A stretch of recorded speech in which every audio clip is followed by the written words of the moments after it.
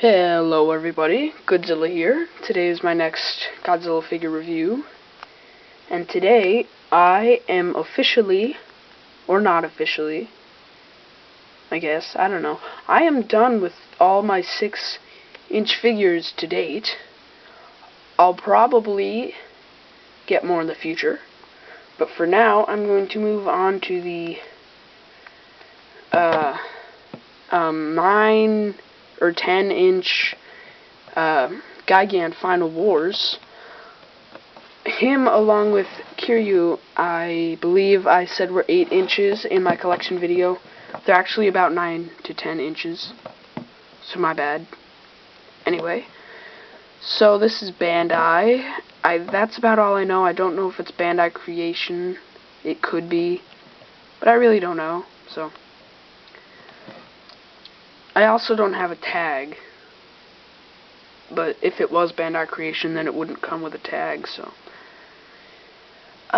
this figure, again, along with Kiryu, I've had for the longest time, kind of like Mogera. I got them both on the same day. It was Christmas. I was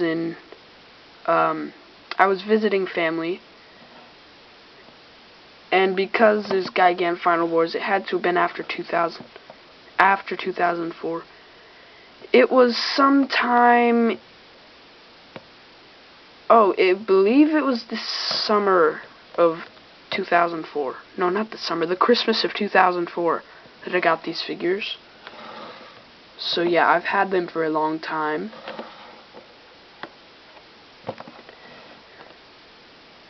So, I'll go ahead and get into the review now that you know that this is like one of the oldest figures I have.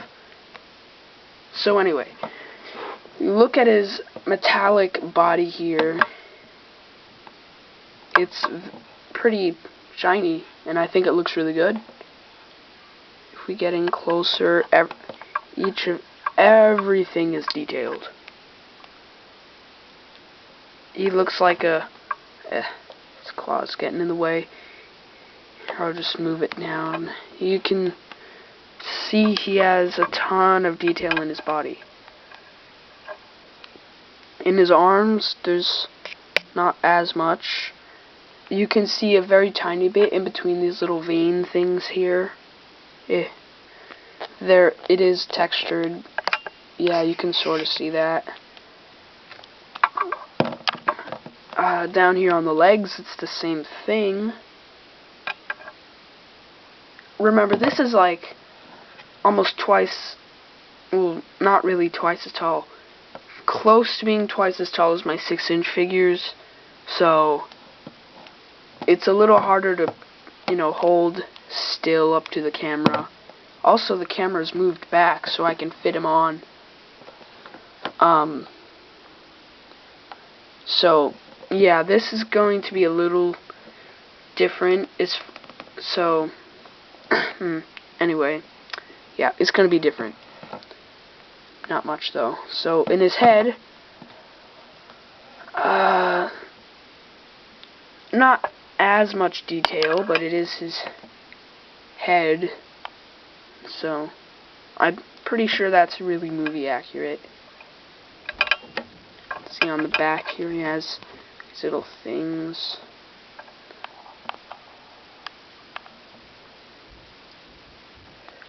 Up here on his back, the back of his neck spikes, there's still some plastic in between where it wasn't cut out, and it looks a little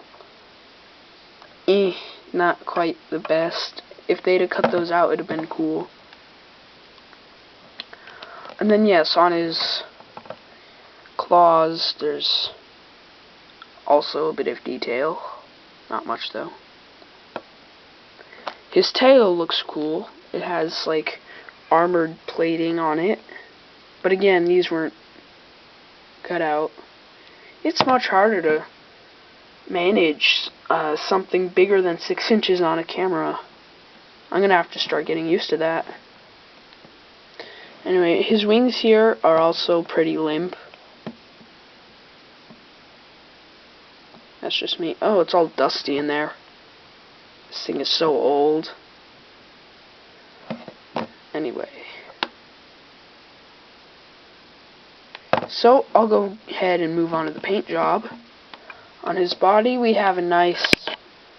get his claws out of the way again. A nice mixture of black and like metallic blue, and it overall makes him look really realistic. His claws and feet and beak are all a nice shade of silver. And his wings and his eye are both red. Paint job, there really are no problems. I mean, not that I can see, nothing really spills over. If there was a problem, it'd be really hard to spot because the black and the blue, the black and the blue are really similar. So, yep, I'll give him another 360 turn.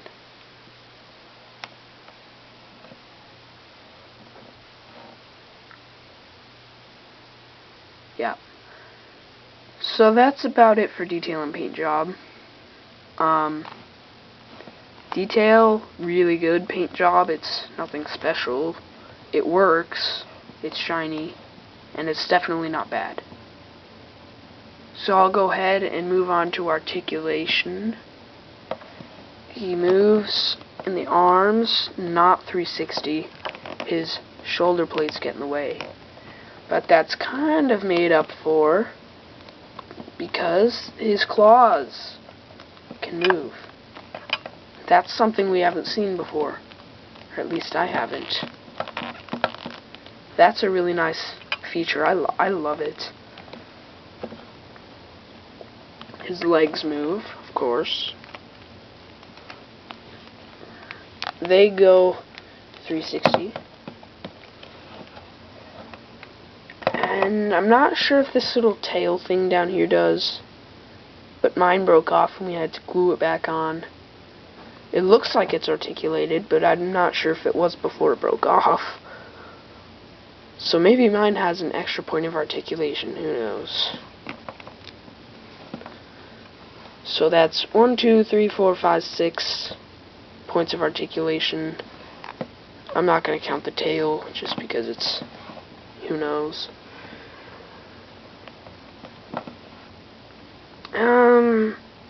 So yeah, this thing so far is pretty good.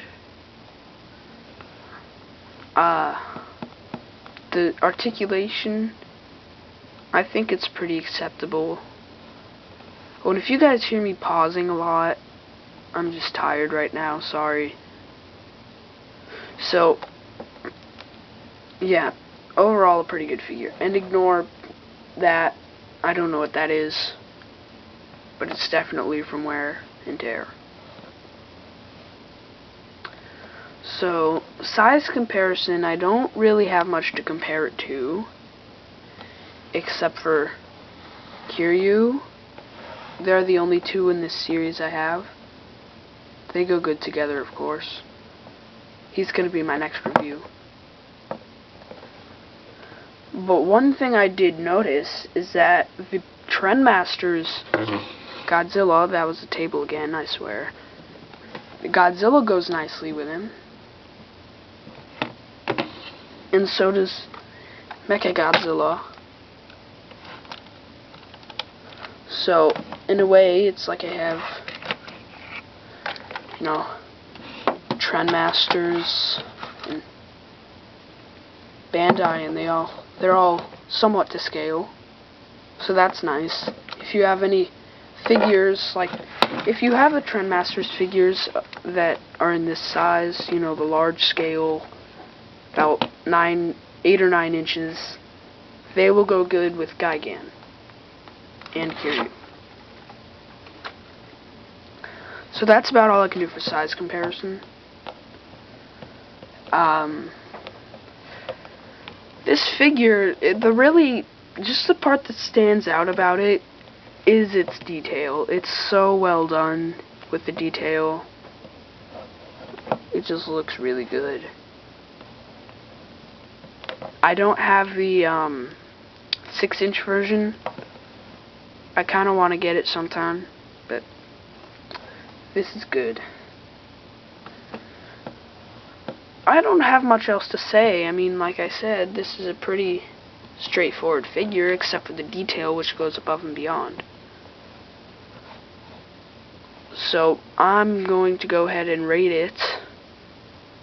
It gets a 3.5 out of 5. Really, the only problem I found was these things here weren't individually cut out. These. And it doesn't look quite right. And his arms don't go all the way around, but that's not too important.